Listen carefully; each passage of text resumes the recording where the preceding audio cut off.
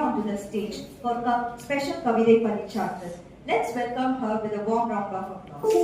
இப்பொழுது நான் பெண்களுக்கான சிறப்பு கவிதைகளும் ஒரு சில கருத்துகளும் உங்களுக்கு பகிர்ந்து கொள்ள விரும்புகிறேன். இன்றைய பெண்கள் ஆண்களுக்கு இணையாக வேலை வாய்ப்பு, கல்வி, பொருளாதார சுதந்திரம் போன்றவற்றை பெற்றிருக்கிறார்கள். இன்றைய நவீன உலகில் பெண்கள் சாதனை படைக்காத துறைகளே இல்லை எனும் அளவிற்கு எல்லா துறைகளிலும் சாதனை படைத்து வருகின்றனர். ஆண்களுக்கு நிகராக பெண்கள் சாதனையும் போற்றப்படுகிறது. பெண் சக்தி என்றார் பாரதி. பெண் சக்தி என்பது நாட்டின் முதுகெலும்பாய், மூச்சுக்காற்றாய், முகமாய் மாறி வருகிறது. ஆனால் இன்றும் பெண்கள் போராடி கொண்டுதான் இருக்கிறார்கள்.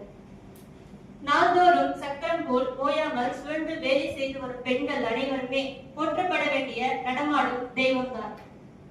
ஏழையாக இருந்தாலும் எதையும் எதிர்கொள்வார், எதிர்பார்த்து இயங்க மாட்டார். பாசத்தை தைத்து, பண்பை விதைத்து, அன்பை நிறைத்து, அகிலத்தை காத்திடும் விருட்சம் பெண். நடப்பது நம் கையில் இல்லை, நாம் நினைத்தாலும் நடக்குமா என்று நினைப்பதற்கு முயற்சியை நினைவில் வைத்து கடந்து செல். நட்பாய், காதலாய், வீரமாய், பக்தியாய், சாதனையாய், சரித்திரமாய், ஆண்டாண்டு காலமாய் வீற்றிருப்பது பெண்மை. தெய்வங்களை கோவிலில் தெருவில் தேடாதீர்கள். ஒவ்வொரு இல்லத்திலும் இருக்கிறார்கள். தாயாய், மகளாய், தமக்கையாய், தோழியாய், மனைவியாய். பெண் என்ற இறைவியே, பெண்ணே உன் பெண்மை அழகு. உன் பெண்மையில் இருக்கும் மென்மை அழகு. உன் மென்மையில் இருக்கும் வலிமை அழகு. உன் வலிமையில் இருக்கும் பொறுமை அழகு.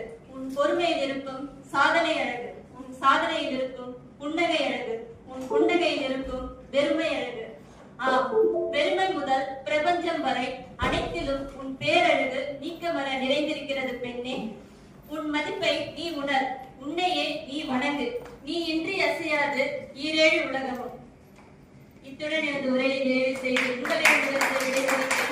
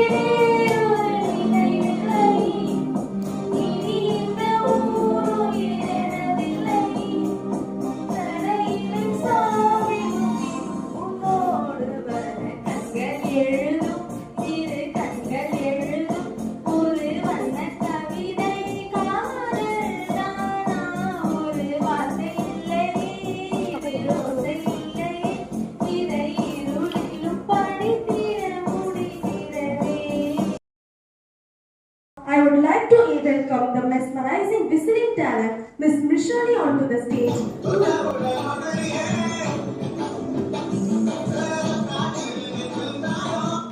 Thank you, DJ Cat.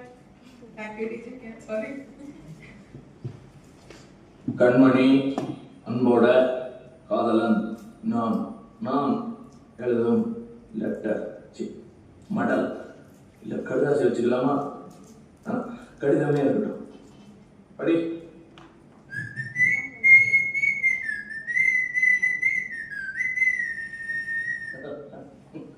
பாட்டாக படிச்சிருக்கியா? அப்போ நானும் முதல்ல கண்மணி சொன்னல, இந்த பொன்மணி போட்டுக்க. பொன்மணி, உங்கள் வீட்டில் சௌக்கியமா? நான் இங்கே சௌக்கியம்.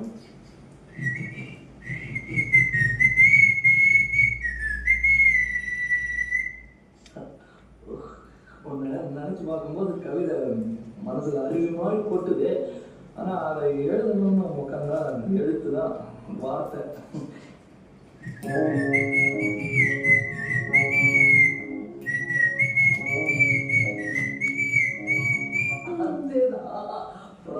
கவிதை கவிதை படி.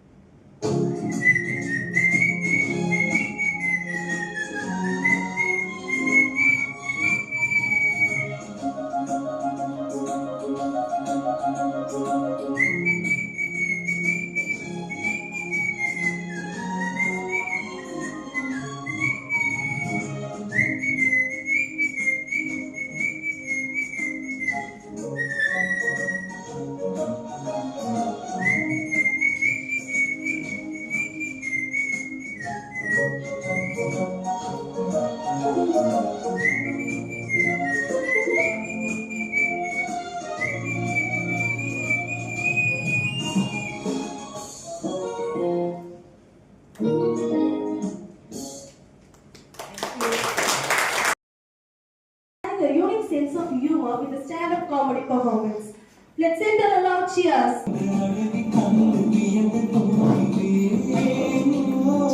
கொஞ்சம் மேடம் கொஞ்சம் கால் வலிக்குது.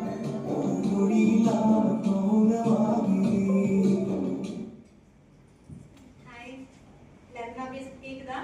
கேக்குது. ஹாப்பியா சார்? டைம் படி எல்லாமே ஓகேவா சார்? ஓகே. நாளைக்கு என்ன ஹாப்பி இல்ல சார்? அப்பாட எல்லாம் முடிஞ்சதா இருக்கு. சோ சம்மர் ஸ்டார்ட் ஆயிடுச்சு. எல்லாருக்கும் சம்மர் எப்படி இருக்கு? சூடா இருக்கு.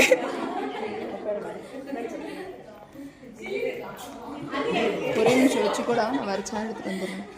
ஏம்மா ஃப்ரிட்ஜ்ல போய் உட்கார்ந்துருக்கியா? சம்மர் எப்படி இருக்குன்னு கேட்டீங்க. எனக்கு ஏதோ ரொம்ப ஹாட்டா இருக்குப்பா. சம்மர் டீ நம்ம சாப்பிட்டு தான் ஆகணும். சம்மரா இருக்கு. கிச்சனுக்கு போனா அது கிச்சன் இல்ல, குக்கர். உள்ள போய் வெந்துட்டு இருக்கோம். சரி பரவாயில்ல, கிச்சன்ல தான் அப்படி இருக்கும் அப்படின்னு வந்து டிவி போட்டா ஆட் ஃபுல்லா ஏசி வாங்குங்க, ஏசி வாங்குங்க, இஎம்ஐ கொடுக்குறோம், ஏசி வாங்குங்க. அதுல ஆட் எப்படி இருக்கு? வாங்க வாங்க. ஒரு ஆட் வந்து புதுசா இருந்தது. எல்லாருமே வீட்டுல சுத்தி இருக்காங்க. நான் கரஸ்ல பாஸ் பண்ணிட்டேன் அப்படின்னு சொல்லும்போது அவங்க சொல்றாங்க, பெத்த வயிறு எப்படி பார் ஆனந்த கண்ணீர் அப்படின்றாங்க. புள்ளன்னா இப்படிதான் இருக்கணும். ஏன்னா அவங்க வந்து எரிச்சல்ல இருக்காங்களாம். சோ அப்படி சொல்றாங்களா? ஏசி போட்டோன்னே கூல் ஆயிடுவாங்களாம். நான் இன்ஃப்ளூயன்ஸ் ரைட்டுமா? நான் இன்ஃப்ளூயன்ஸ் ரைட்டுமா? அது வரும். சோ லாஸ்ட் வீக் வந்து நாங்க வீட்ல ஹீட் தாங்கவே முடியல. சிஸ்டர் வேற லீவ்ல இருந்து வந்திருந்தாங்க. சிஸ்டர் கேட்டாங்க, மாமா மாமா ஏசி வாங்கிடலாம் வீட்டுக்கு அப்படின்னு.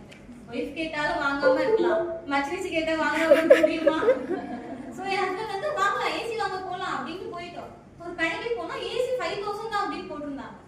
5000 தான், அப்போ போலாமே அப்படின்னு உள்ள போயாச்சு. உள்ள போய் பார்த்தா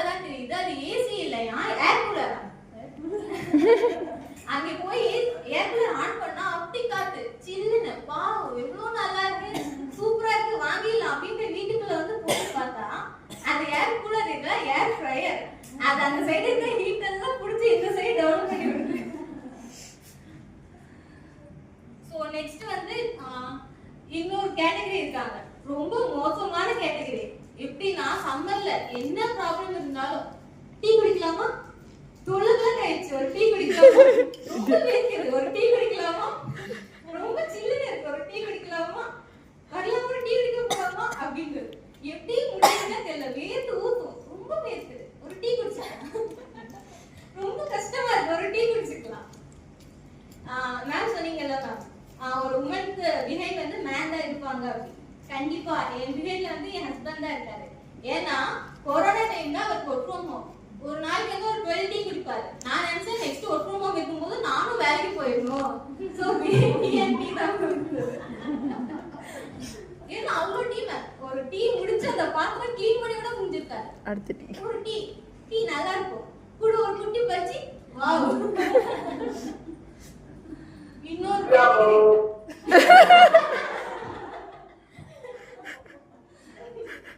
இன்னொரு கேட்டகரி இருக்காங்க ரொம்ப பாவமான கேட்டகரி. சம்மர்ல கோல்டு பிடிச்சிருக்கிறவங்க பாவம் அவங்களால சம்மரையும் ஹேண்டில் பண்ண முடியாது கோல்டையும் ஹேண்டில் பண்ண முடியாது ரொம்ப கஷ்டப்படுவாங்க.